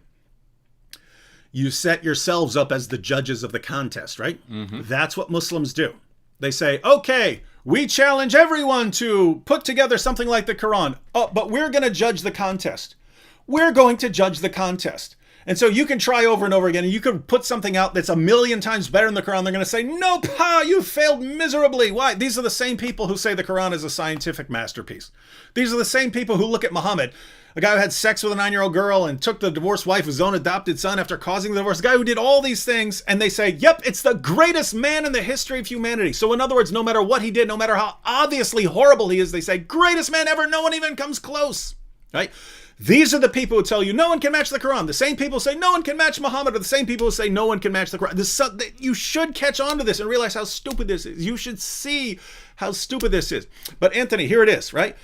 They set themselves up as the judges of the contest. Well, guess what, Diva Girl Love? Anyone can do this. We just don't, because we realize how stupid it is. You're the only one who doesn't realize how stupid this is. But let's go ahead and do it, Anthony. All right, Anthony, I'm going to give you some verses now, and you're the judge of the contest. You're the judge of the contest whether anyone can come up with something like what I'm about to say, right? Ready? Diva Girl Love. If you can't write rhymes like mine, you have to admit that mine are divine. You see how that rhymed? I do. Now, Anthony, do you agree? I'm calling you as a witness. Do you agree that that is the greatest thing ever written? It couldn't be matched. Can anyone produce anything like I just said? I challenge everyone right there in the chat. I challenge Diva Girl Love. Write anything like that is nearly as brilliant as what I just put. Oh, and by the way, Anthony's going to judge the contest. He's going to tell us if you can possibly, if you've even come close, if you've even come within 1,000,000 miles of producing something as great as what I just said. And you're going to fail. You're going to fail over and over and over again because you can't match what I just said. This is my proof. Now, Diva Girl Love, this proves that I'm a prophet, and as your prophet, because you can't write something like I just said, Anthony's the judge. He admits it. So I'm your new prophet. You're the one who affirmed this kind of reasoning, this stupid kind of reasoning. You're the one who affirmed it. Since you've affirmed it, you now have to acknowledge that I'm a prophet, and as your prophet, I command you to believe that Jesus Christ died on the cross for sins and rose from the dead, and that he's Lord. I command you to do that, and if you're not, then you're rejecting me as a prophet, which means you're rejecting the entire methodology that all your confidence in Muhammad is based on. Wow. All right, we'll see if Diva Girl Love can come up with some verses. Until then, what do you got, Anthony? I'll just make one point. Who asked David to go into all that? You brought that up. You did that. I was going to do that. So I just want to make one point here. Oh, hang on. We can't even leave this out. Look at this. This is the Fred Sanford. Really? He stands as a witness. David rhymes are the best. And if you disagree with me, he's going to say, you big dummy. Understand? All right. So we have multiple witnesses. And if anybody My goodness. could bring something better, he'd have a heart attack. Yeah. Right? We've look at this. We've got multiple witnesses now. Diva Girl Love, we're waiting. Show us your verses that even come close to what I just wrote. We got Fred Sanford. We got Anthony Rodgers. They're all going to confirm what I'm saying right now. You can't win. I'm your new prophet. All right, go ahead, Anthony. Okay, so the only thing I want to add to that, and of course you could have given, I think, probably a dozen more problems with that type of argument. The only thing that I just want to point out is something that Muslims slip in there, and I, for the life of me, don't understand how it's relevant to anything. They often want to set it up by saying Muhammad was illiterate. How does this illiterate guy produce this? Muslims are the ones who tell us this is a recitation, right? It's primarily a recitation before it is something written. And no Muslim, no Christian says that Muhammad himself necessarily wrote it down. I'm not necessarily buying the claim that Muhammad was illiterate. I think there are some problems with that. But I don't have any problem granting it for the sake of argument because it doesn't go anywhere. Arabia was an oral culture at the time. All those great poets that Muhammad was challenging were reciting poetry orally, right? He wasn't saying, I challenge you to write something down. He's saying, just produce, something better, because that was the context. Other people are writing Muhammad's revelations down. Whether he could read or write is completely illiterate or irrelevant to the question of whether he could recite and whether he was good at it. Now, that's why I could keep going, you could keep going, but to me, I don't even think Muslims themselves are even thinking, even at the level of their own claims, right? It doesn't matter if Muhammad was illiterate. If he's coming up with a recitation, he could speak, couldn't he? Right? He doesn't say he was a mute dummy like Allah if you say his word is created. Right? John of Damascus pointed out that Allah's a mute idol if you rip his vocal cords out or separate him from his word. But we're not saying that Muhammad was unable to recite. Mm-hmm. It's irrelevant. Ben Christian here said he admits it. I can't do it. You must be a prophet. Peace be upon David Wood. I'm developing a following. My goodness, I got a following, man. All these people, and all I did was use the exact same reasoning that Muhammad used. It's pahub. Pahub. It's gotta stand for put him under the bus. Yep. For real. Put him under the bus. Put him under the bus. All right. We should probably be wrapping up here pretty soon. What do you think? Should we go a little longer? Sure. I mean, we could go on for days, but all right, guys. What should we do? Yeah, we're planning on going live again tomorrow. What do you think? You want to make one more point? Sure. You got another point? All right, we're gonna make one more point, and then we're gonna wrap up because, guys, again, we are here to record videos of Anthony absolutely wrecking the Islamic doctrine of Tawhid, which again is where they think that they're strongest. They think that's their strongest possible position, and Anthony's showing them it's nope, it's not. You actually got all kinds of problems. Notice, gosh, Air Church, I approve David's message. Everyone's confirming. Oh, look at this. Eternal reality. Eternal reality itself. You're gaining followers quicker than Muhammad did. Yeah, Muhammad, I mean, it took him years. Yeah. It took him years. And remember, this is actually another disproof of the claim that the Quran is inimitable. Because when Muhammad was relying merely on the power of his recitation, he attracted no more than a dozen followers, right? Mm-hmm. He had to flee town. And this is after, what was it, 13 years before he eventually flees to Medina. He'd gathered almost no followers just on the strength of his message. This is why I love this statement. There's an Arab poet, and I can't think of his name at the moment, but he has this great line. He says, "The sword is more telling than the book." Mm-hmm. This is his poetry, and it excels the Quran. Notice how much is packed into this. He says, "The sword is more telling than the book." Now, part of what he meant by that is, the sword tells you the true nature of Muhammad's religion, right? The sword, not the book, right? If it's merely by means of peaceful persuasion, Islam's just bunk, right? The sword's more telling than the book. But it's also more telling than the book in the sense that the book claims that it is this inimitable miracle. And yet, in fact, the other day I heard Yasser Qadi trying to justify the satanic verses, right? Doing it, the best he could, given what he's got to work with, and not to go off into all that. But he said the reason the pagans bowed down, there was no satanic verses, even though his favorite scholar, by the way, even to me, and he mentions this, says they're authentic, among others. But he says it was the power of Surat al-Najm that caused all the pagans to bow down, right? Well, no, the fact is that nobody's coming to Islam just because of the Quran. They're all saying, you're a liar, you're bringing the stories of old, you're incorporating things into the Quran that you don't even understand. And then later Allah's got to try and explain them. Or later say, I don't even know what they mean, or I'm not going to tell you what they mean, right? So, I mean, it's just, the problems here are just unending. I even forgot where I was going with some of that, other than... I'll just... Oh, you got more followers than Muhammad did. Quicker than he did, within a matter of seconds. Yeah. Imagine if I just kept up with this. By the way, notice. So Muhammad, at first, he's preaching... How long have you been on YouTube? Prophet. This is a video. How long have you been on YouTube? Yeah, not very long. A little over 10 years. You've got more subscribers than I've got way more than Muhammad had during that time, right? You could have Muhammad checking his Facebook his YouTube every day. Why aren't my subscribers going up? I feel some videos coming on. If David Wood, it can be Sam Shamoun can play him. Can play Muhammad? Yeah, in the sense. Yeah, because I don't know anyone who can play Muhammad. No, I'm saying for this one because Sam loves to say, Hader Wood's got all these followers. Oh, yeah. So he can say, why does David Wood got some more followers than I do?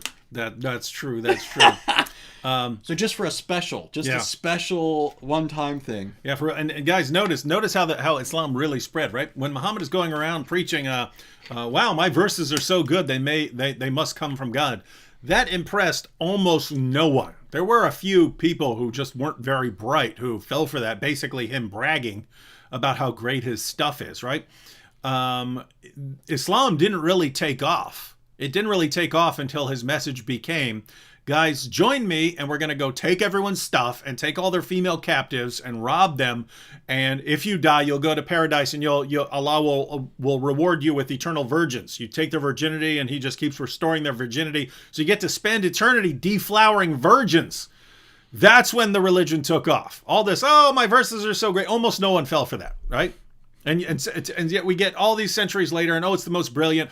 Is the most brilliant. Well, what happens is we can do that too. And that's why eternal reality itself says, I can confirm as a witness that David's rhymes are the best. Notice, this is eternal reality itself. And Alicia Goodluck here points out the obvious. Oh dear, David, Diva Girl will now be worshiping you. Of course she's going to worship me, but Diva Girl Love, don't worship me. You can't, you shouldn't do it. As your prophet, I order you not to worship me. I order you to worship the Lord Jesus and the triune God of Scripture. We have all these people. Look at this. Tippy Bear says, I'm convinced, David. How do I take the Dr. D. Wood Shahada? Do you see all these witnesses? Way more witnesses than you got here, Diva Girl. Wow. And there's a bunch more. There's a bunch more here. Wow. I am indeed a prophet. Hey, wait a minute. I think, I can't see that far. I did see vocab. I think someone said, and you know what this means we have to do. I think someone said vocab could probably outrhyme you. That means we need to go now execute vocab to keep the story alive, right? Mm-hmm. Vocab is now your nadder. Mm-hmm. He can try. But I'll crush him. Because keep in mind... Right, you'll crush him, but I'm saying... Yeah, so... I'm saying to be true... Notice, now here's the situation. Notice, if we were actually operating like Muhammad, right? And so I'm declaring that my verses are so great they must be from God. And vocab comes along and says, no, I can do better verses than that. And he stands up after me and he gives his own. If I were really following the pattern of Muhammad, I would kill vocab and I would say, you see, no one can challenge me. And every person who stood up to challenge me, I would kill him and say, see, these guys can't come up with verses like mine. This is, what kind of religion is this, man? This is what we're all supposed to convert to because it's great doctrine of Tawhid. All right, Anthony, just go ahead and make, you got one more point for us? Go ahead and make a point. Okay. And then we're going to go ahead and wrap it up. Oh, wait. Candace said, David, I wrote your poem on a palm leaf. Now I got a book. Well, let's hope no sheep comes along. Now I got a book. Keep that palm leaf away from sheep. Otherwise, wait a minute. Verses of my book will come up missing after being eaten by a sheep, like verses of the Quran came up missing after a sheep ate them, and somehow the Quran was still perfectly preserved. Go ahead. So wait a minute. She could write that down even if you were theoretically illiterate? Yep. It has nothing to do with whether you're literate or not? No, for some reason, if you speak something orally, it can never be written down. It's like Homer, the poet Homer. He was illiterate. He spoke everything orally. It was eventually written down, but somehow, that means, I don't know. That means he couldn't do it. He couldn't do it, even though he did. Okay, so I was gonna. I mean, there's so many ways we could go here. Let me just tie in one other thing now related to the Quran. We've established... by the way, I didn't mention this. I think everybody already knows this, though. I mentioned the controversy in the early centuries of Islam over the question of whether or not Allah has attributes and what is the relationship of Allah's attributes to his essential being, right? The Mu'tazila, who were dominant, said he has no attributes. Right now, that divests Allah of his attributes, reduces him to an unknowable being. We can't say anything about him positively, right? Because he's got no attributes. What are you going to say about him? Other Muslims objected to that and said, no, he does have attributes, the Quran included, so the Quran is eternal. Now, let's forget about all those other eternal realities, those other attributes, and I'll come to those in the series that I do. Just think about this idea that Allah's book, the Quran, is eternal alongside Allah. Right? Now, according to Muhammad, and maybe I should read some verses here with this, but according to Muhammad in the Quran, his problem with the pagans wasn't that they didn't believe in Allah. Some people might think that's the case, but that'd be a mistake. The pagans believed in Allah. Muhammad's tribe believed in Allah. Muhammad grew up, the pagan that he was, in the pagan culture that he was, the pagan practices that he performed and later incorporated into Islam. All this is pagan. Muhammad's father was named Abdullah, right? The slave of Allah. Muhammad knew Allah. Muhammad believed in Allah. Muhammad's father and grandfather and all of his other kinsmen believed in Allah. So that's not the criticism. The criticism of Muhammad is that they associated others with Allah. But they're not associating them with Allah as equals. They recognize Allah as the high God, mm-hmm. right? So they either think of these other gods as created by Allah or as his offspring, right? So they're temporal beings somehow, or, temporal because created or temporal because produced biologically. He's thinking biologically here, right? Because he specifically says over and over again, Allah can't have a son because he has no consort, right? So his concept of Allah's fatherhood or lack of fatherhood is predicated on this idea of having a consort or not. So Muhammad's objecting to this, but this is what the pagans believe. And one of the things that particularly irks him that he puts down is this idea that these beings, this is their chief distinguishing divine, prerogative. They have the power to intercede with Allah. So the pagans are going to Allah through these additional gods, right? So they're subordinate to Allah, created or his offspring, and they have the power of intercession. Now, let me just give you a couple of verses. I don't want to read all of them, but if you look at Surah 29, 61 through 65, maybe I should at least read, well, this one, if you look at it, it says they believed in Allah. They believed in Allah, and they thought that he was the creator and so forth. But then it says, then they'll, even though they cry out to Allah when they're in trouble, then they turn around and associate with him when they're okay. Mm-hmm.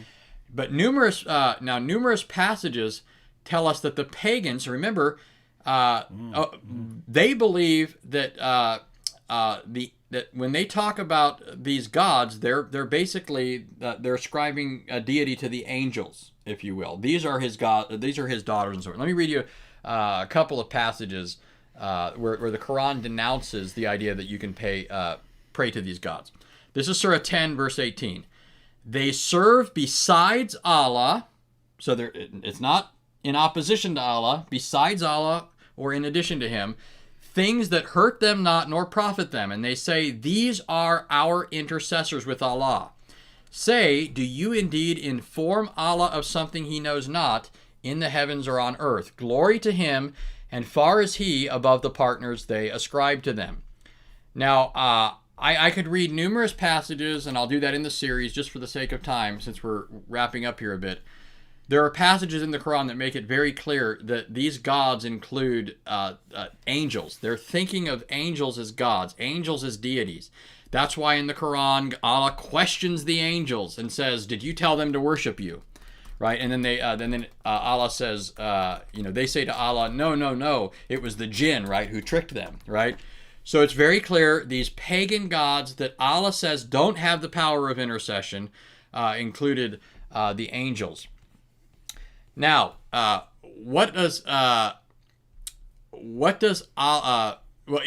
you say that the Quran now is eternal, that logically entails, right, that it's divine. It's a divine thing. It may not be personal, but it's definitely divine, right? There are plenty of religious concepts out there that don't include a personal God, right? You've got impersonal principles that are ultimate.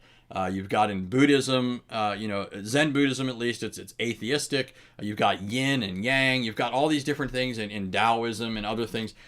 The fact that this is not a personal thing doesn't take anything away from this.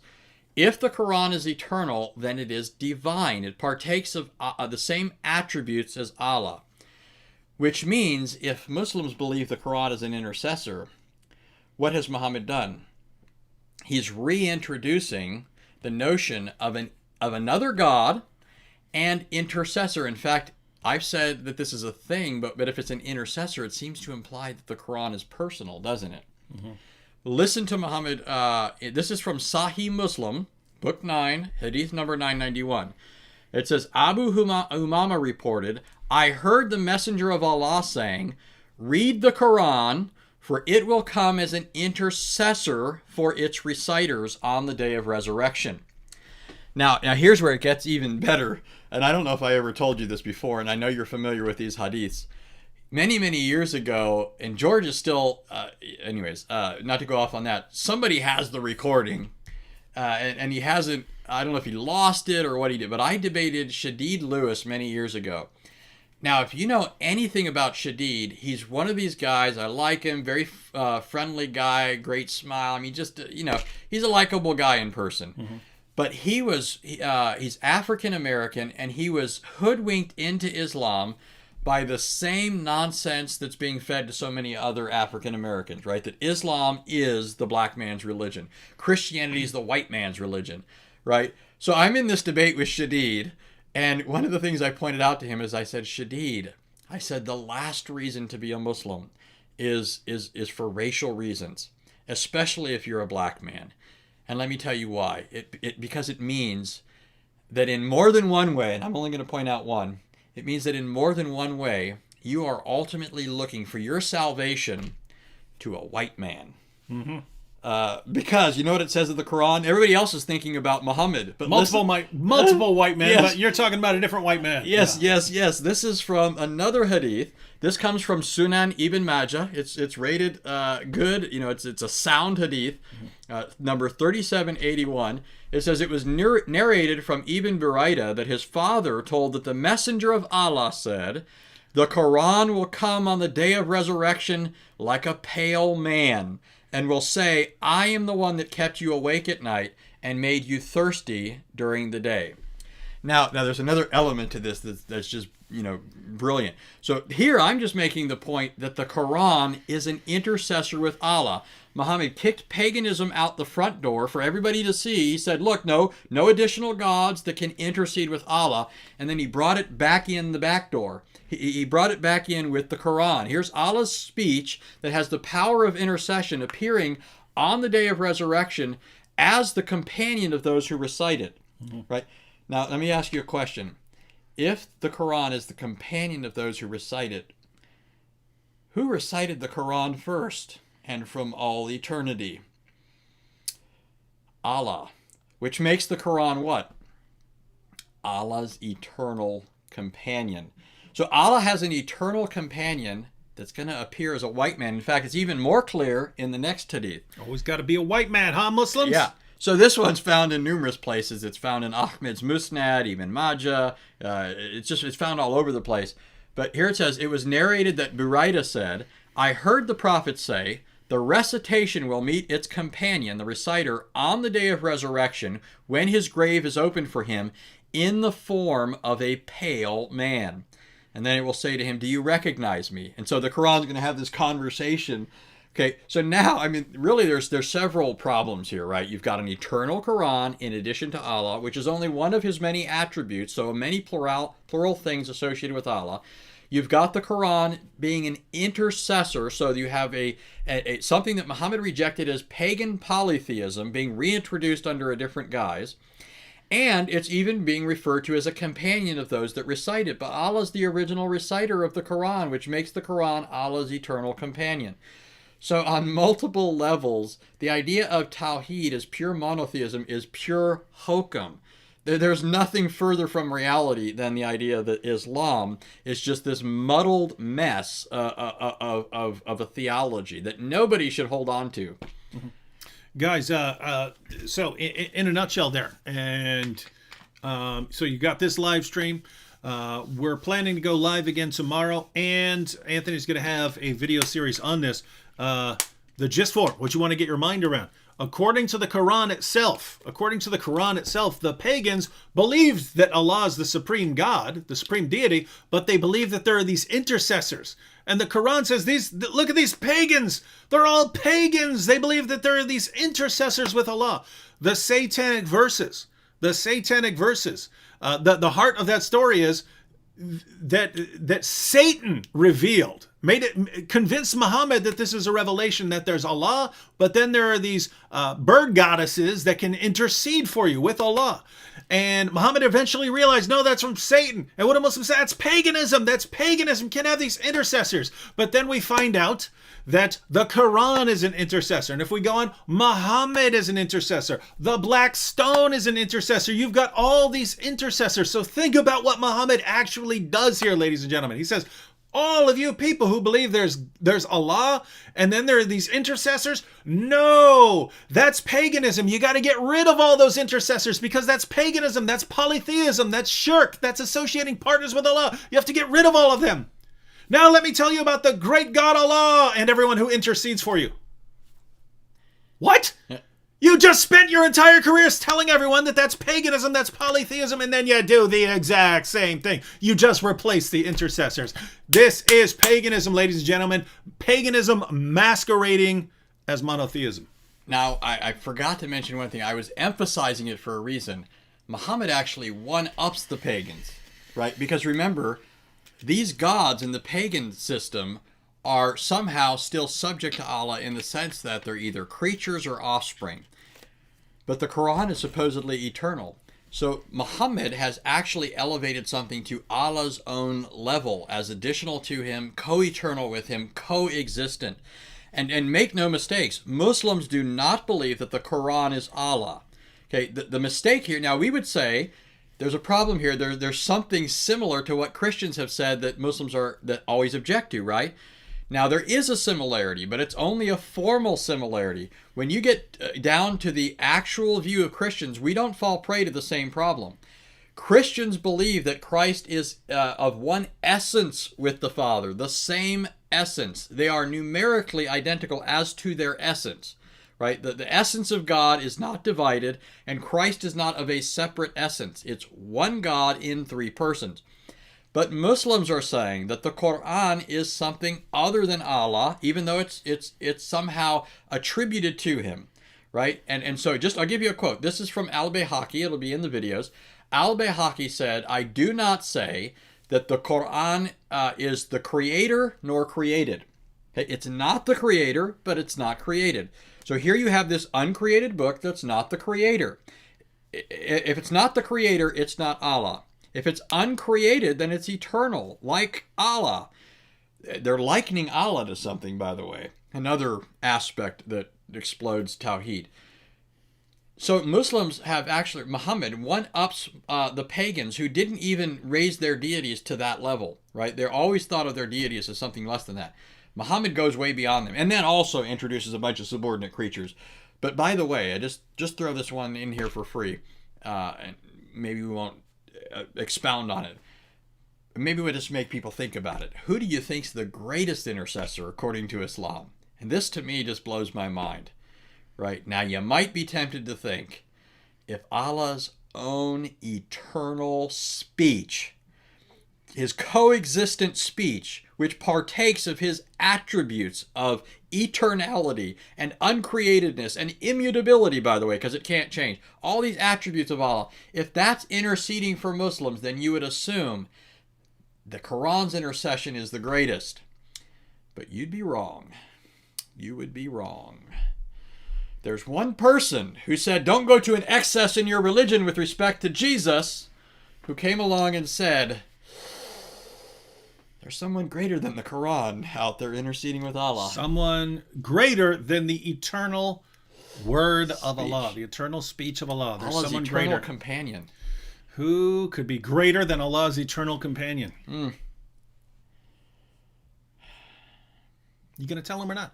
No, that's Are you just going to leave it as a cliffhanger? I'm just going to leave it as a cliffhanger. Just going to leave it as like a they cliffhanger. Don't know. I'm not going to ruin the cliffhanger. Like they don't know. They know who it is.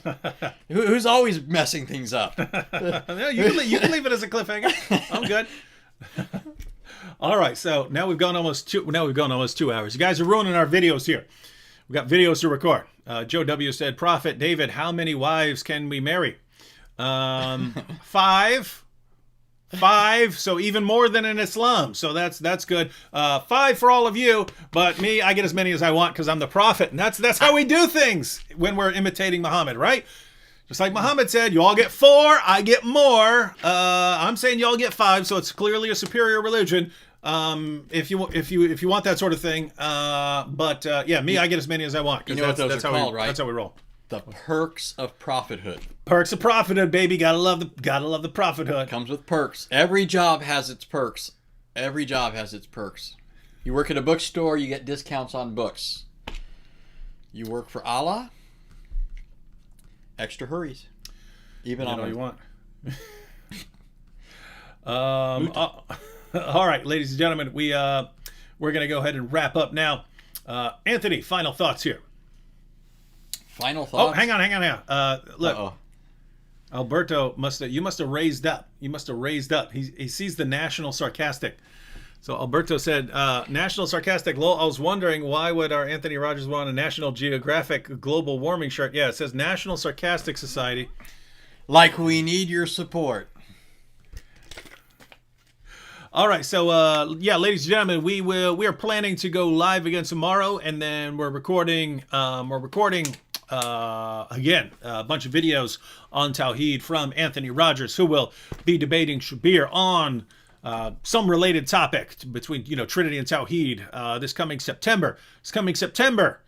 This will be somewhere in the between LA and Anaheim area. I'm not sure that there's the location is official yet, but there'll be a conference. We do the conference every year. I'll be there. Jay Smith will be there. Tony Costa will be there. Anthony will be there, and Shabir will be there. Maybe not the rest of the conference, but definitely for the debate. So start marking that on your calendars. September coming up. And again, if everything goes well, see you all tomorrow night. Catch y'all then.